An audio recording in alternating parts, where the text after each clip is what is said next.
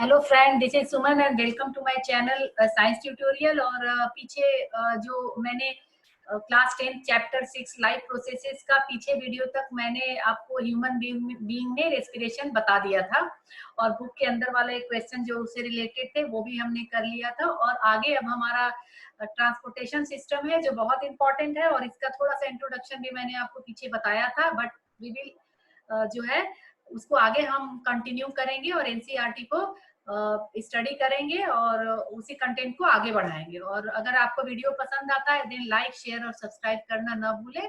तो चलिए हम ज्यादा टाइम वेस्ट नहीं करेंगे और हम फिर स्क्रीन शेयरिंग की तरफ चलते हैं, जिसमें मैं आपको एनसीईआरटी की बुक शेयर करती हूँ। तो जी हाँ दोस्तों, ये ट्रांसपोर्टेशन है। हमने प्लांट का ट्रांसपोर्टेशन जाइलम और फ्लोएम से पढ़ा था कि जाइलम कैसे कंडक्ट करता है वाटर और मिनरल, और फ्लोएम कैसे फूड कंडक्ट करता है। उसके लिए आप मेरे पीछे वाले वीडियोस में जा सकते हैं और आप लिंक से देख सकते हैं।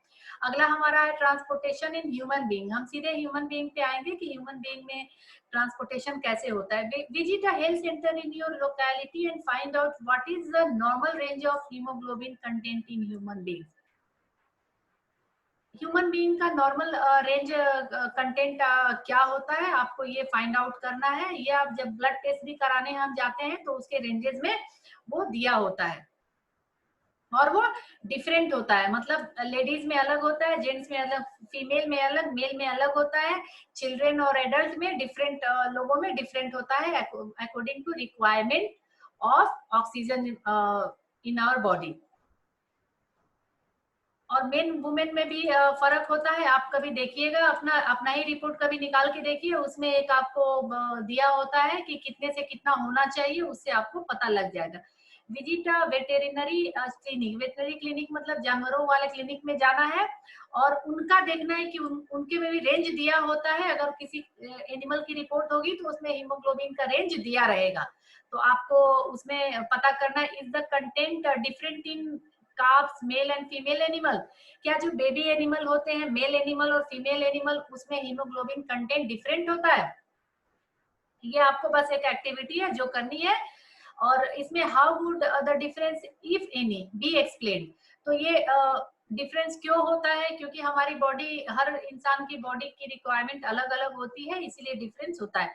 We have seen in previous section that blood transport food oxygen and waste material in our bodies. आपको पता है ब्लड कनेक्टिव टिश्यू है और हर बॉडी पार्ट को कनेक्ट करता है। और कनेक्ट कैसे करता है? चीजों के ट्रांसपोर्ट से करता है। आपके अगर आपके घर दूध आना है, कहीं से मिल्क आना है, आपके घर में एग्जैक्टली आना है, तो वो कैसे आएगा? किसी चीज, किसी माध्यम से आएगा, ट्रांसपोर्ट से आएगा।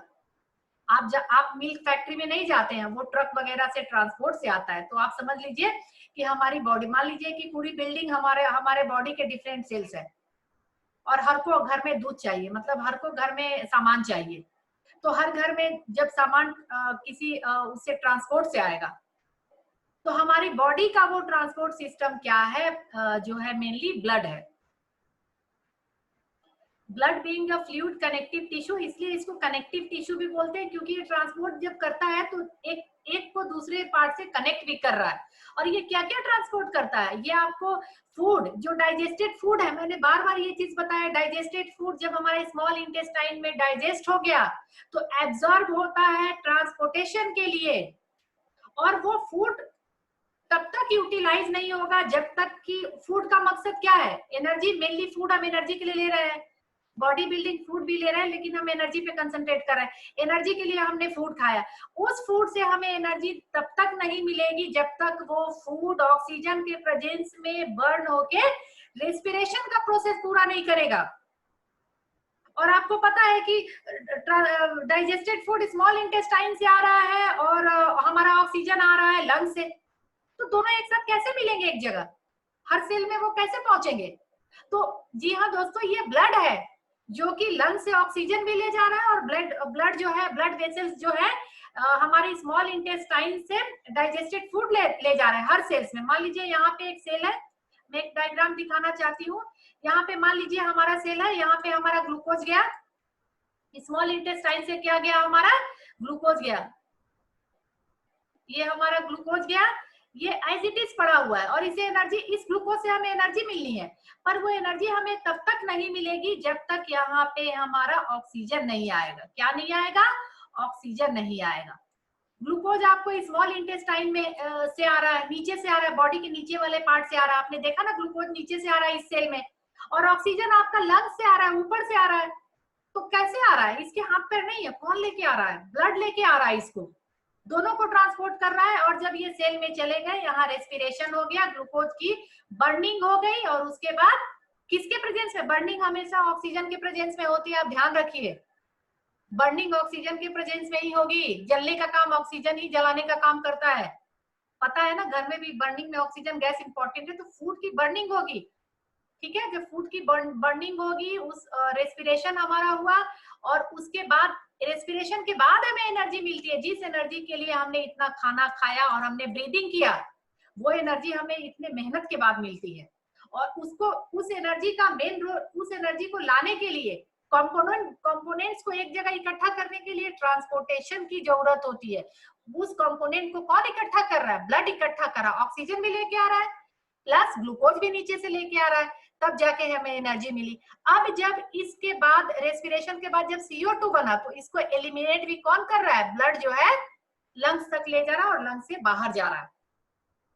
तो इसीलिए transport food, oxygen and waste material, क्योंकि CO2 वेस्ट मटेरियल है, इसीलिए ये बार बार वेस्ट मटेरियल की बात कर रहे हैं। Blood consist of a fluid medium called plasma. पता है आपको ब्लड, ये मान लीजिए, सॉरी मैंने हटा दिया, मान लीजिए ये हमारा ब्लड है, मैं लेती हूँ, ये हमारा मान लीजिए, सॉरी ये मैं रेड कलर ले लेती हूँ, ये हमारा मान लीजिए ब्लड है। तो इसका जो ब्लड में कुछ लिक्विड होगा, ये लिक्विड है, ये लिक्विड है, ये लिक्विड पार्ट हमारा क्या है? ये इसको हमने बोला प्लाज्मा, फ्लूइड पार्ट, ठीक है, उसको प्लाज्मा है बोलते हैं। In which the cells are suspended, जिसमें कि हर सेल्स सस्पेंडेड होता है। RBC होता है, WBC होता है, प्लेटलेट होता है, ये सारे सस्पेंड होते हैं, उसमें फ्लोट करते रहते हैं प्लाज्मा में।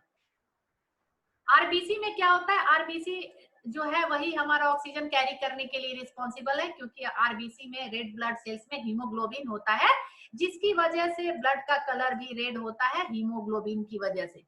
और ये आयरन का होता है, आयरन से बना होता है, आयरन का कलर भी इसी कलर का लगभग होता है, इसीलिए इसका कलर भी रेड हो जाता है। और जब यही हीमोग्लोबिन, RBC का यही हीमोग्लोबिन ऑक्सीजन कैरी करता है लंग्स से डिफरेंट सेल में, तो उसको हमने क्या बोला? Oxy haemoglobin. क्या बोल दिया हमने? ऑक्सी हीमोग्लोबिन, इसको हमने बोला ऑक्सी हीमोग्लोबिन। और जब वही हीमोग्लोबिन कार्बन डाइऑक्साइड कैरी करके ब्लड सेल से, कार्बन डाइऑक्साइड गैस मटेरियल है, उसको ब्लड सेल से कैरी करके लंग्स तक ले जा रहा है और लंग्स से बाहर निकल रहा है, तो उसको हमने बोला डीऑक्सी हीमोग्लोबिन, मतलब जिसमें ऑक्सीजन नहीं है, कार्बन डाइऑक्साइड है, ठीक है। तो ये हमने यहाँ तक देखा। अब हम इसको देखेंगे। अब हमारा अगला है plasma transport food, carbon dioxide and nitrogenous waste in dissolve form, ठीक है। प्लाज्मा क्या ट्रांसपोर्ट कर रहा है? Food, carbon dioxide, nitrogenous waste in dissolve form में ट्रांसफर कर रहा है। Oxygen is carried by the mainly red blood cells, ठीक है। Many other substance like salt are also transported by the blood. और ये सब प्लाज्मा जो है मेनली वो सारी चीजों को, फूड वगैरह को प्लाज्मा जो है ट्रांसपोर्ट कर रहा है। मेनली ऑक्सीजन कैसे ट्रांसपोर्ट हो रहा है? ऑक्सीजन मेनली जो है किससे? RBC से ट्रांसफर हो रहा है, ठीक है। ऑक्सीजन किससे ट्रांसपोर्ट हो रहा है? RBC से। तो ये हमने देखा कि कैसे oxygen carried by the red blood sales, और जब ऑक्सीजन जब सेल्स में चला जाता है तो तब हीमोग्लोबिन वो डीऑक्सी हीमोग्लोबिन हो जाता है, क्योंकि उसके पास ऑक्सीजन अब नहीं है, ठीक है। तो अब उसे कैरी करना है कार्बन डाइऑक्साइड गैस, क्योंकि डीऑक्सीजनेटेड जो आपको ब्लड होता है, डीऑक्सी हीमोग्लोबिन वाला जो ब्लड होता है, वो मोर अफेक्शन उसका कार्बन डाइऑक्साइड के लिए हो जाता है। इसमें mainly plasma transport food, carbon dioxide, but main function plasma का होता है, जो कि कार्बन डाइऑक्साइड को ट्रांसपोर्ट करता है। और नाइट्रोजनस वेस्ट को भी, नाइट्रोजनस वेस्ट कैसे आता है? जैसे कि आप यूरिन में आ रहा है, फिर आपको प्रोटीन का जब यूटिलाइजेशन हो गया, उससे जो निकला वो नाइट्रोजनस वेस्ट है। We thus need a pumping organ to push blood around the body. तो उसको ब्लड को पूरे बॉडी पार्ट में देने के लिए पंपिंग सिस्टम होना चाहिए, जैसे पंप से आप पानी का अगर प्रेशर लगाएंगे तो वो वाटर पूरे हर जगह फैल जाए। A network of tube to reach all the tissue and system in place to ensure that this network can be repaired if damaged। ठीक है, और ये नेटवर्क हर बॉडी पार्ट में जाएगा। तो आवर पंपिंग कौन सा है, हमारे पंपिंग ऑर्गेन को हमने बोला द हार्ट। तो हार्ट का स्ट्रक्चर हम देखेंगे और अपने अगले वीडियो में देखेंगे, क्योंकि ये काफी लेंदी हो जाएगा, हम इसको यहीं तक पढ़ेंगे। ट्रांसपोर्टेशन कैसे होता है, इसमें आप ये ध्यान रखिए कि प्लाज्मा लिक्विड पार्ट होता है जो कि फूड, कार्बन डाइऑक्साइड और नाइट्रोजनस वेस्ट को डिसॉल्व फॉर्म में ट्रांसपोर्ट करता है। और ऑक्सीजन किसके द्वारा कैरी होता है, आरबीसी, आरबीसी में हीमोग्लोबिन होता है, उसके द्वारा कैरी होता है। और वो ऑक्सीजन जब पिक करता है तो उसका नाम होता है ऑक्सी हीमोग्लोबिन।